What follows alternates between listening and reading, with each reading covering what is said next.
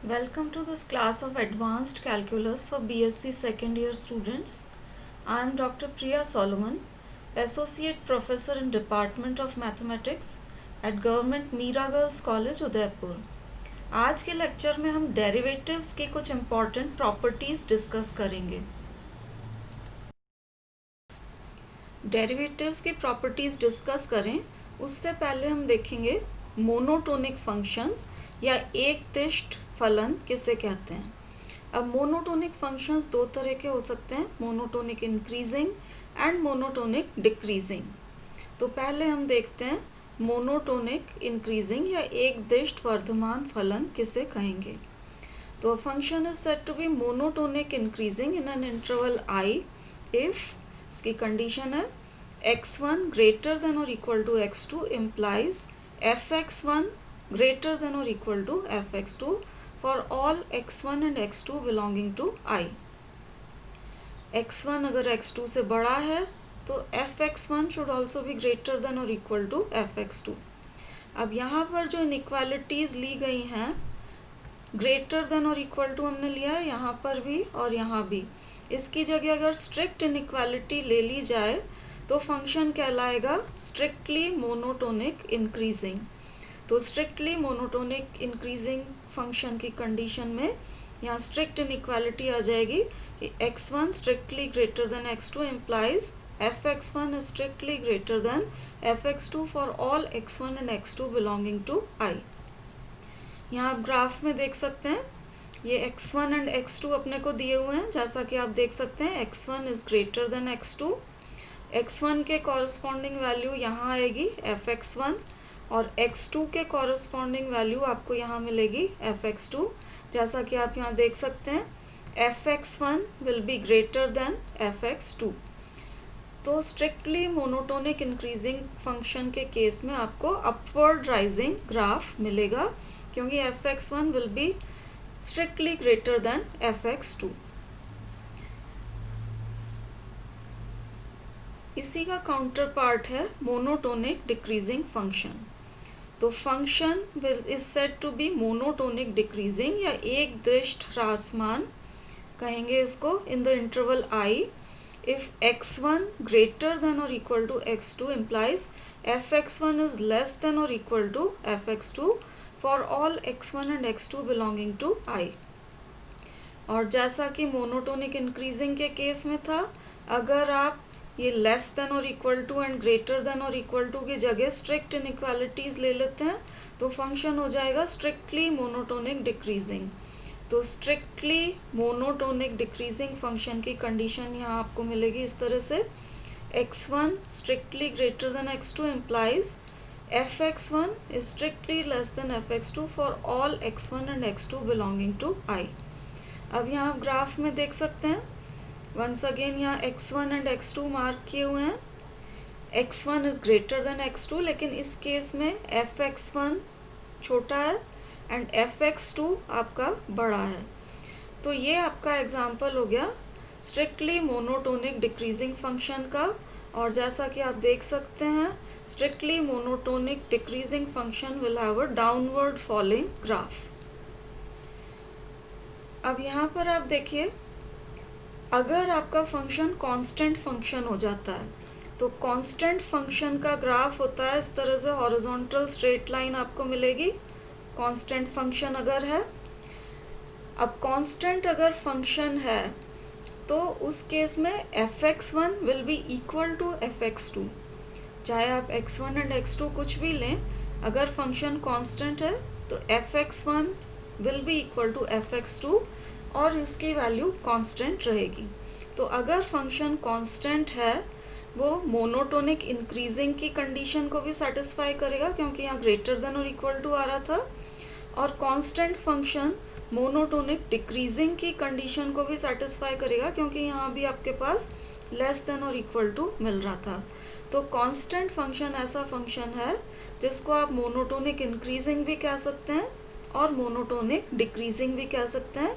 बाकी आपको याद रखना है कि स्ट्रिक्टली मोनोटोनिक इंक्रीजिंग फंक्शन का इस तरह से अपवर्ड राइजिंग ग्राफ होगा and strictly monotonic decreasing function का डाउनवर्ड फॉलिंग ग्राफ आपको मिलेगा।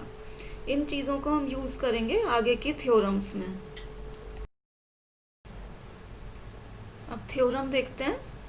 थ्योरम में हमें फंक्शन f दे रखा है which is defined in closed interval a b such that f dash c function का डिफरेंशियल कोफिशिएंट एग्जिस्ट कर रहा है at x is equal to c and it is positive for some value c between a and b।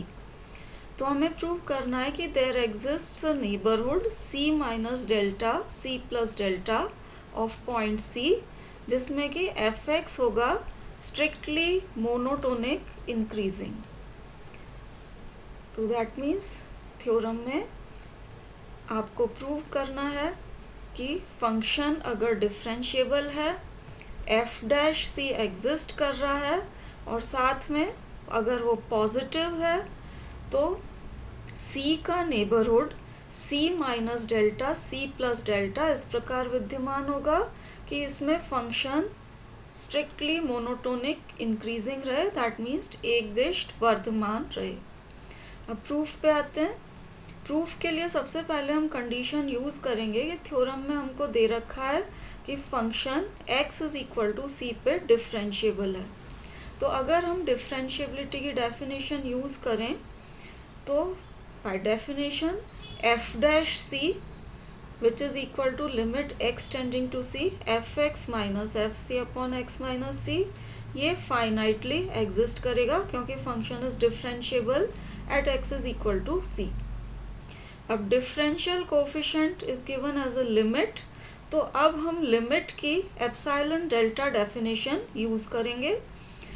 Limit की epsilon delta definition लगाएंगे तो given any epsilon greater than zero हम delta greater than zero इस तरह से निकाल सकते हैं such that zero less than mod x minus c less then delta implies mod of ये जिस फंक्शन की लिमिट निकाली होती है वो फंक्शन पूरा का पूरा minus f dash see this is less then epsilon.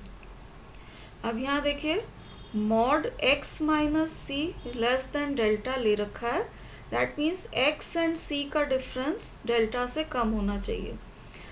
इसका मतलब x की सारी values c minus delta and c plus delta के बीच में होनी चाहिए। तो इसी कंडीशन को ओपन इंटरवल के फॉर्म में लिखा है। x की सारी वैल्यूज अगर c minus delta and c plus delta के बीच में होंगी this means x will belong to this open interval c minus delta c plus delta. तो इसी मॉड वाली कंडीशन को इस तरह से ओपन इंटरवल के फॉर्म में लिखा है और इसी तरह की कंडीशन आपको यहाँ मिली हुई थी। इन दोनों का डिफरेंस लेस देन एप्सिलॉन है, दैट मीन्स ये जो आपका पूरा फंक्शन है इसकी सारी values f dash c minus epsilon and f dash c plus epsilon के बीच में होनी चाहिए। तो ये जो मॉड वाली कंडीशन थी इसी को हमने नीचे यहाँ लिख रखा है। सारी वैल्यूज़ इस फंक्शन की f x minus f c upon x minus c इसकी सारी values f dash c minus epsilon and f dash c plus epsilon के बीच में होनी चाहिए। तो ये आ रहा है अपना डिफरेंशिएबिलिटी की condition and then epsilon delta definition of limit लगाने से। अब हम थ्योरम में दी हुई अगली कंडीशन पे आते हैं। आपको दे रखा था कि ये एफ डैश सी एग्जिस्ट कर रहा है and is positive, this is greater than 0। यहाँ पर हमें चाहिए था एप्सिलॉन ग्रेटर देन 0। थ्योरम में हमें दे रखा है f dash c is greater than 0। तो हम एप्सिलॉन को ले लेते हैं f डैश c अपॉन 2, क्योंकि अगर f dash c greater than 0 है तो this f dash c upon 2 will also be greater than 0। तो हमने एप्सिलॉन को ले लिया f डैश c अपॉन 2 और इससे हम सब्सटीट्यूट करेंगे इस इनइक्वालिटी के लेफ्ट हैंड पोर्शन में, मतलब इस जगह। तो यहाँ पर अगर आप एप्सिलॉन को f dash c by 2 substitute करते हैं तो ये आपको नेक्स्ट स्टेप मिल रही है। ये एज सच कैरी ओवर किया है। x belonging to c minus delta c plus delta already आपके पास था, तो x belonging to c minus delta c plus delta will imply f dash c minus ये एप्सिलॉन की जगह f dash c by two substitute किया है, and this is less than f x minus f c upon x minus c, जो कि यहाँ पर था, ये हमने एज सच रखा है।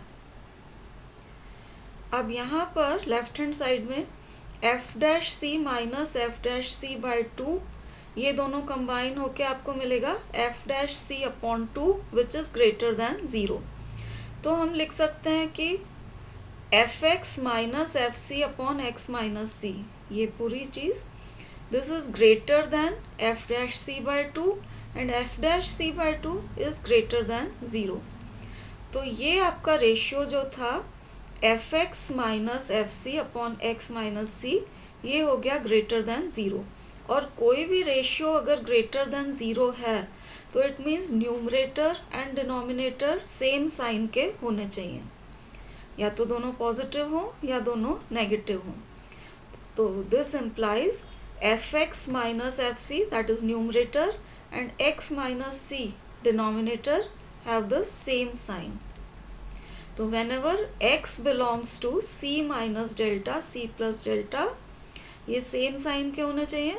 तो अगर x ग्रेटर देन c हो तो f x should be greater than f c, और अगर x लेस देन c हो तो f x should be less than f c. ये आपकी कंडीशन आ गई स्ट्रिक्टली मोनोटोनिक इंक्रीजिंग फंक्शन की। ये अगर x c से बड़ा है, एफ एक्स भी एफ सी से बड़ा रहेगा।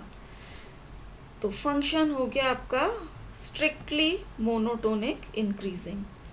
तो दिस प्रूव्स द थ्योरम कि अगर एफ डैश सी पॉजिटिव है तो पूरे interval c minus delta c plus delta में फंक्शन स्ट्रिक्टली मोनोटोनिक इंक्रीजिंग रहेगा। अभी जो हमने थ्योरम करी है इसकी कोरोलरी देखते हैं। थ्योरम में हमने देखा था कि अगर F dash c greater than zero है तो हम एक नेबरहुड निकाल सकते हैं जिसमें फंक्शन स्ट्रिक्टली मोनोटोनिक इंक्रीजिंग रहे। अब कोरोलरी में इसी के काउंटर पार्ट है, इसमें अगर एफ डैश सी एग्जिस्ट कर रहा है और नेगेटिव है, अगर एफ डैश सी लेस देन ज़ीरो है तो कोरोलरी कहती है कि हम एक neighbourhood c minus delta c plus delta इस तरह से निकाल सकते हैं जिसमें फंक्शन स्ट्रिक्टली मोनोटोनिक डिक्रीजिंग रहे। तो अगर F dash c greater than zero है, पूरे नेबरहुड में फंक्शन स्ट्रिक्टली मोनोटोनिक इंक्रीजिंग रहेगा, और एफ डैश सी अगर लेस देन ज़ीरो है तो पूरे नेबरहुड में फंक्शन स्ट्रिक्टली मोनोटोनिक डिक्रीजिंग रहेगा। अब प्रूफ भी थ्योरम के प्रूफ के सिमिलर है। फंक्शन हमें डिफरेंशिएबल दे रखा है at x is equal to c, तो जैसे हमने थ्योरम में डिफरेंशिएबिलिटी की कंडीशन लगाई थी उसी को लगा के आपके पास ये रिजल्ट आ जाएगा जैसा थ्योरम में आ रहा था। जब भी x इस interval c minus delta c plus delta में होगा तो इस function f x minus f c upon x minus c की सारी values f dash c minus epsilon and f dash c plus epsilon के बीच में होंगी। अब इस केस में हमको दे रखा है कि f dash c is negative. F dash c अगर नेगेटिव है तो minus of f dash c will be positive. Epsilon हमें ग्रेटर देन ज़ीरो चाहिए रहता है और minus f dash c positive है, तो अब हम एप्सिलॉन को लेंगे minus f dash c by two which will be greater than zero, और इसको हम सब्सटीट्यूट करेंगे इस इनइक्वालिटी के राइट हैंड पोर्शन में। तो यहाँ पर एप्सिलॉन को सब्सटीट्यूट करते हैं minus f dash c by two. तो इस पोर्शन से आपको ये नेक्स्ट स्टेप मिलेगा, f x minus f c upon x minus c is less than f dash c, और ये एप्सिलॉन की जगह minus f dash c by two substitute कर दिया। ये सिंप्लीफाई होके f dash c by two आ जाएगा, और this will be less than zero क्योंकि एफ डैश सी अपने को थ्योरम में दे रखा है this is less than zero. अब यहाँ पर देखिए इस रेशियो की वैल्यू आ गई है लेस देन ज़ीरो, तो रेशियो नेगेटिव है, इसका मतलब numerator and denominator opposite signs के होने चाहिए, एक पॉजिटिव तो दूसरा नेगेटिव। तो this implies f x minus f c and x minus c numerator and denominator must have opposite signs. तो whenever x belongs to c minus delta c plus delta, क्योंकि इनके signs opposite हैं, तो अगर x greater than c होगा F x will be less than f c, या आप इस तरह से कह सकते हैं कि जब x लेस देन c होगा तो f x will be greater than f c. और ये कंडीशन आ गई आपके स्ट्रिक्टली मोनोटोनिक डिक्रीजिंग फंक्शन की। इसलिए जब एफ डैश सी आपका नेगेटिव है तो हम एक interval c minus delta c plus delta इस तरह से निकाल सकते हैं जिसमें फंक्शन होगा स्ट्रिक्टली मोनोटोनिक डिक्रीजिंग। जो रिजल्ट्स हमने प्रीवियस थ्योरम एंड कोरोलरी में किए थे वो हमने किए थे जब c पॉइंट आपका a एंड b इंटरवल के बीच का कोई पॉइंट था। अब ये जो रिजल्ट्स आपने किए हैं, these results will also remain true at end points of the closed interval AB। अब एंड पॉइंट्स पे किस तरह से होगा, पहला एंड पॉइंट हम लेते हैं left hand end point A. तो अगर left hand end point A पर डेरिवेटिव एफ डैश ए ग्रेटर देन ज़ीरो है, तो जैसा कि थ्योरम एंड कोरोलरी में था, अगर डेरिवेटिव ग्रेटर देन ज़ीरो है तो पॉइंट ए का नेबरहुड हम निकाल सकते हैं जिसमें फंक्शन स्ट्रिक्टली मोनोटोनिक इंक्रीजिंग रहे। लेकिन यहाँ पर आप देखिए मॉडिफिकेशन क्या हो जाएगा, फंक्शन क्योंकि क्लोज्ड इंटरवल ए बी में डिफाइंड है तो ए के लेफ्ट में हम नहीं जा सकते, तो जो नेबरहुड लिया जाएगा ए माइनस डेल्टा हम यहाँ नहीं लेंगे, नेबरहुड आपको स्टार्ट करना पड़ेगा ए से और ये जाएगा ए प्लस डेल्टा तक। क्योंकि हम क्लोज्ड इंटरवल में फंक्शन को डिफाइन कर रहे हैं तो ए बी में अगर फंक्शन डिफाइंड है ए के लेफ्ट में और बी के राइट में आप नहीं जा सकते, तो ए का नेबरहुड इस फॉर्म में आएगा ए से लेके ए प्लस डेल्टा, और अगर डेरिवेटिव ग्रेटर देन ज़ीरो है इस नेबरहुड में फंक्शन स्ट्रिक्टली मोनोटोनिक इंक्रीजिंग रहेगा। इसी तरीके से अगर ए पॉइंट पे डेरिवेटिव लेस देन ज़ीरो है तो इस नेबरहुड में फंक्शन स्ट्रिक्टली मोनोटोनिक डिक्रीजिंग रहेगा।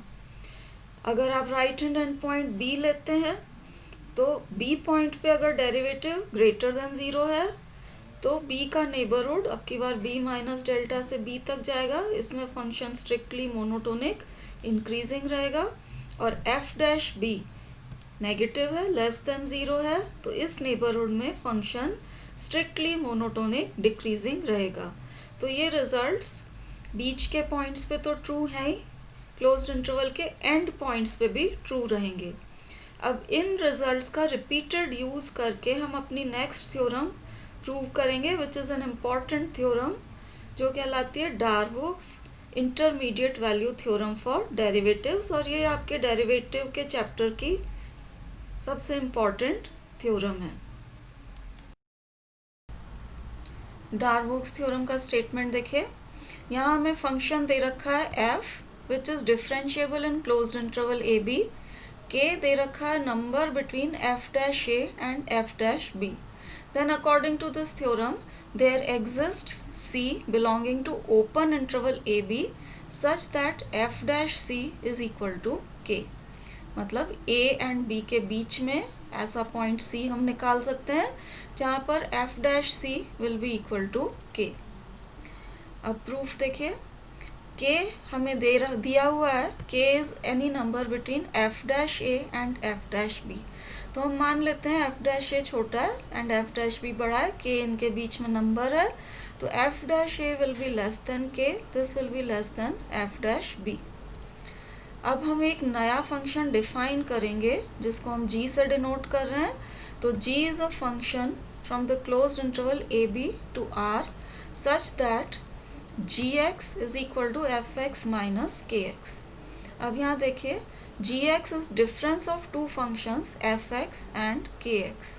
उसमें से fx हमें दिया हुआ है कि ये ए बी इंटरवल में डिफरेंशिएबल है, kx पॉलिनोमियल है फर्स्ट डिग्री का तो it will B differentiable everywhere. इसलिए हम कह सकते हैं कि gx being the difference of two functions which are both differentiable in AB, gx will also be differentiable in AB।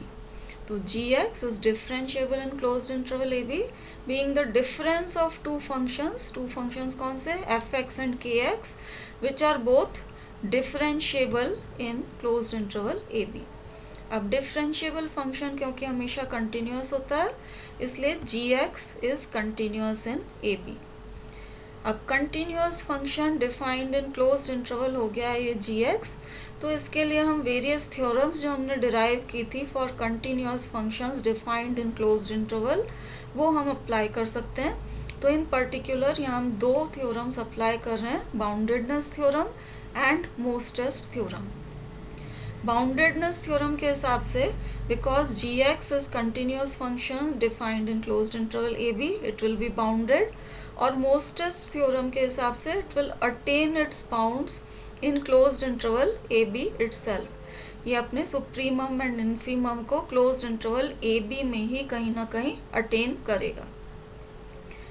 अब साथ ही देखिए gx हमने देखा डिफरेंशिएबल है क्लोज्ड इंटरवल ab में.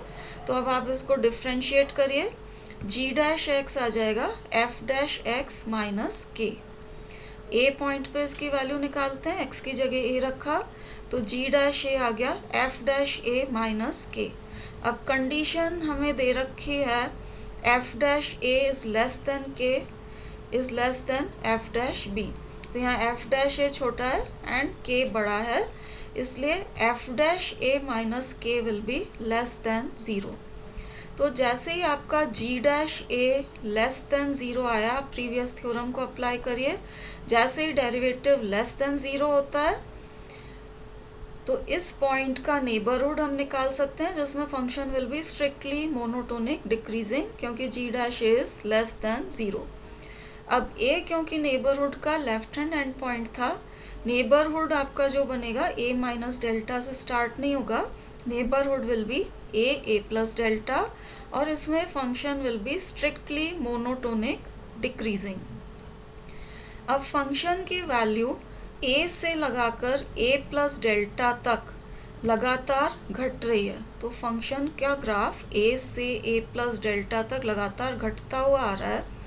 तो नेचुरली अगर ग्राफ डिक्रीजिंग है, वैल्यूज़ लगातार घट रही हैं a से लेके a प्लस डेल्टा तक, तो मिनिमम वैल्यू a पर तो नहीं हो सकती है क्योंकि वैल्यूज़ तो a प्लस डेल्टा तक लगातार घटती हुई आ रही हैं. इसलिए g cannot attain its minimum value at a. इसको हम इस कंडीशन को हम डिनोट करेंगे 2 से. वंस अगेन देखिए g dash x is equal to f dash x minus k है. अब यहाँ x is equal to b put कर रहे हैं तो g dash b will be equal to f dash b minus k. Condition हमारे पास ये थी f dash a less than k less than f dash b. अब यहाँ पर k छोटा है और f डैश b बड़ा है तो this f dash b minus k will be greater than 0. अब वंस अगेन प्रीवियस थ्योरम को यूज़ करेंगे. g डैश b क्योंकि ग्रेटर देन 0 अपने पास आ गया है तो जैसे ही किसी पॉइंट पे डेरिवेटिव ग्रेटर देन 0 होता है हम उस पॉइंट का नेबरहुड निकाल सकते हैं जिसमें फंक्शन स्ट्रिक्टली मोनोटोनिक इंक्रीजिंग रहे. b अपने इंटरवल का राइट हैंड एंड पॉइंट है तो नेबरहुड आपका b माइनस डेल्टा से b तक जाएगा क्योंकि b के राइट हैंड साइड में हम नहीं जा सकते. तो there exist neighbourhood b minus delta b of b जिसमें gx will be strictly monotonic increasing. अब इस पूरे इंटरवल में क्योंकि फंक्शन स्ट्रिक्टली मोनोटोनिक इंक्रीजिंग हो गया, b माइनस डेल्टा से b प्लस डेल्टा तक लगातार फंक्शन बढ़ता हुआ जा रहा है. तो क्योंकि फंक्शन लगातार बढ़ रहा है b पर इसकी मिनिमम वैल्यू नहीं हो सकती है क्योंकि छोटी वैल्यूज़ तो इधर b माइनस डेल्टा वाली साइड पे होंगी और ये वैल्यूज़ लगातार बढ़ती हुई b पे जा रही हैं. तो minimum value can not be at b. तो g can not attain its minimum value at b और इस रिजल्ट को हम डिनोट कर रहे हैं 3 से. अब रिजल्ट्स 1, 2 एंड 3 को एक साथ देखिए. मोस्टेस्ट थ्योरम से आपका रिजल्ट 1 कहता है कि इन्फीमम को function closed interval a b में कहीं ना कहीं अटेन करेगा. रिजल्ट 2 कहता है कि मिनिमम वैल्यू या इन्फीमम ए पे अटेन नहीं हो सकती है, और रिजल्ट 3 कहता है कि मिनिमम वैल्यू बी पे अटेन नहीं हो सकती है। तो क्योंकि minimum value a and b के बीच में कहीं ना कहीं अटेन होनी चाहिए, एंड पॉइंट्स पे अटेन नहीं हो रही है, that means g must attain its minimum value at some point c belonging to the open interval a b. यहाँ हमने end points a and b को एक्सक्लूड कर दिया है, क्योंकि by 2 and 3 minimum value a पे नहीं आ सकती थी, बी पे भी नहीं आ सकती थी, तो minimum value will be attained at some point c belonging to open interval a b. अब हम मान लेते हैं कि जो इन्फीमम है जी सी, इसको एम मान लेते हैं, this is the infimum of g in closed interval a b. अब जी डैश सी के लिए 3 पॉसिबिलिटीज़ होंगी, या तो g dash c greater than 0 हो सकता है, दूसरी possibility g dash c can be less than 0, and तीसरी possibility g dash c can be equal to 0। अब बारी बारी से इन पॉसिबिलिटीज़ को कंसिडर करेंगे। तो फर्स्ट केस हम लेते हैं कि इफ़ जी डैश सी को ग्रेटर देन 0 लें तो क्या होगा। तो जैसे डेरिवेटिव ग्रेटर देन 0 हुआ, आप प्रीवियस थ्योरम लगाइए, सी पॉइंट पे डेरिवेटिव ग्रेटर देन 0 है, तो सी पॉइंट का neighbourhood c minus delta c plus delta आप ऐसा निकाल सकते हैं, जिसमें फंक्शन होगा स्ट्रिक्टली मोनोटोनिक इंक्रीजिंग। अब देखिए सी माइनस डेल्टा से सी प्लस डेल्टा के बीच में फंक्शन स्ट्रिक्टली मोनोटोनिक इंक्रीजिंग है, मतलब यहाँ से यहाँ तक इसका ग्राफ लगातार बढ़ता हुआ जा रहा है। अब c minus delta and c plus delta के बीच में ग्राफ अगर लगातार बढ़ता हुआ जा रहा है, तो इन दोनों के बीच में पॉइंट c भी क्रॉस होगा, तो ये c माइनस डेल्टा से शुरू होगा, बीच में c को क्रॉस करते हुए c प्लस डेल्टा तक लगातार बढ़ते हुए जाएगा। अब क्योंकि ये लगातार बढ़ते हुए जा रहा है, तो नेचुरली मिनिमम वैल्यू c पे नहीं हो सकती है, क्योंकि c माइनस डेल्टा के साइड की जो वैल्यूज़ हैं वो c पर जो वैल्यूज़ हैं उनसे छोटी होगी। तो ये नीचे कंडीशन में लिखा हुआ है कि जब भी x की value c minus delta and c के बीच में होगी, gx will be less then gc, value gc से कम होगी, और gc को हमने मान रखा था इन्फीमम। तो अगर कोई वैल्यू फंक्शन की m से कम हो गई, तो that means m can not B infimum, क्योंकि इन्फीमम तो सारी वैल्यूज से छोटा होता है। तो ये आपके पास कॉन्ट्रडिक्शन आ गया, क्योंकि m can not B infimum of g, this is a contradiction. और अब देखना पड़ेगा कि ये कॉन्ट्रडिक्शन क्या मानने से आया है।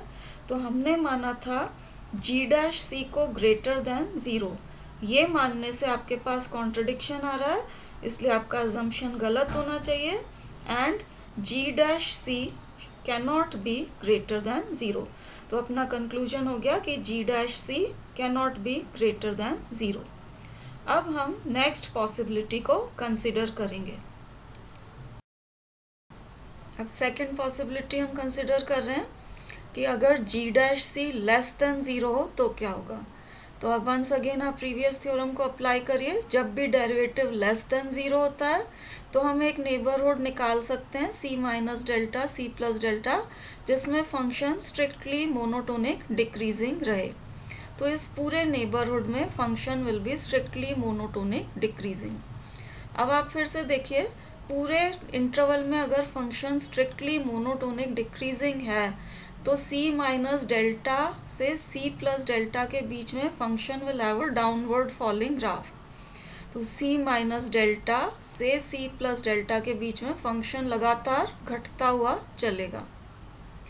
अब फंक्शन अगर c minus delta and c plus delta के बीच में लगातार घट रहा है, तो इनके बीच का पॉइंट c है, फंक्शन c से c प्लस डेल्टा के बीच में भी लगातार घटता हुआ आ रहा है, तो नेचुरली मिनिमम वैल्यू c पे नहीं हो सकती है। वही नेक्स्ट स्टेप में लिखा हुआ है, c and c plus delta के बीच का कोई भी पॉइंट आप लेते हैं x, उस पे फंक्शन की वैल्यू जो c पर वैल्यू है उससे कम रहेगी, और c पर जो वैल्यू है उसको हम कह रहे थे ये इन्फीमम है। तो दिस मीन्स अगर वैल्यू इन्फीमम से कम हो रही है तो ये कॉन्ट्रडिक्शन आ गया m इन्फीमम नहीं हो सकता है, क्योंकि इन्फीमम अगर ये है तो इन्फीमम तो फंक्शन की सारी वैल्यूज से लेस देन और इक्वल टू होना चाहिए. तो this is a contradiction. m cannot be infimum of g and this is a contradiction. Once again देखिए कॉन्ट्रडिक्शन क्या मानने से आया है. अगर g डैश सी को लेस देन 0 मानते हैं तो कॉन्ट्रडिक्शन आ रहा है, इसलिए g dash c cannot be less than 0. अब हमने देखा कि g dash c cannot be greater than 0, g dash c cannot be less than 0. तो एक ही पॉसिबिलिटी अब रह गई है जो कि सही होनी चाहिए. तो हैंस हम कह सकते हैं we must have g dash c should be equal to 0. अब g डैश सी की वैल्यू सब्सटीट्यूट कर दो, तो g dash c is equal to f dash c minus k. This should be equal to 0 and this will give you f dash c is equal to k. तो अपने पास एक point आ गया है C belonging to open interval a b, क्योंकि हमने प्रूव कर दिया था C cannot be equal to A, C cannot be equal to B, इसलिए पॉइंट आ गया है C belonging to open interval a b such that, अब जैसा कि अभी जस्ट प्रूव किया है, f dash C is equal to K and this completes the proof of Darboux's theorem. तो डार्बोग्स थ्योरम के प्रूफ में जो हमने प्रीवियस थ्योरम की थी उसका रिपीटेड यूज़ हुआ है, उसको 4 बार यूज़ करके इस थ्योरम का प्रूफ डिराइव होता है. तो पहले आप उस थ्योरम को अच्छी तरह से समझिए, उसके बाद ही डार्बोग्स थ्योरम के प्रूफ को आप अच्छी तरह कर पाएंगे. इसकी एक कोरोलरी देखते हैं. कोरोलरी में हमें दे रखा है कि if f is differentiable in a closed interval a b and f dash a and f dash b are of opposite signs, then there exists c belonging to a b such that f dash c is equal to 0. अब इसको आप डार्बोग्स theorem के statement से compare करेंगे तो आप देखिए कि उसमें डार्बोग्स थ्योरम में भी हमको फंक्शन f दिया हुआ था differentiable in closed interval a b. अब f dash a and f dash b are of opposite signs हमें दे रखा है, मतलब एक पॉजिटिव है और दूसरा नेगेटिव है. अब एक पॉजिटिव और दूसरा अगर नेगेटिव है तो इनके बीच में 0 डेफिनेटली आएगा. तो डार्बोग्स थ्योरम में जो k हम लिया करते थे any value between f dash a and f dash b, इस केस में उस वैल्यू को हम ले सकते हैं 0, क्योंकि ये ऑपोजिट साइंस होने की वजह से पॉजिटिव एंड नेगेटिव वैल्यूज़ के बीच में 0 डेफिनेटली प्रेजेंट होगा. तो यहाँ पर f dash a and f dash b are opposite signs, 0 is a point between f dash a and f dash b. अब आप अगर डार्बोग्स थ्योरम को अप्लाई कर देते हैं तो बाय डार्बोग्स थ्योरम आपके पास पॉइंट C आ जाएगा belonging to open interval a b such that f dash c is equal to, Darboux's theorem में जो k होता था उसकी जगह यहाँ पर 0 आ गया है, तो such that f dash c is equal to 0. तो ये आपकी कोरोलरी का रिजल्ट अपने को मिल गया. There exists c belonging to AB such that f dash c is equal to 0. And this ends our discussion on properties of derivatives. Thank you for watching.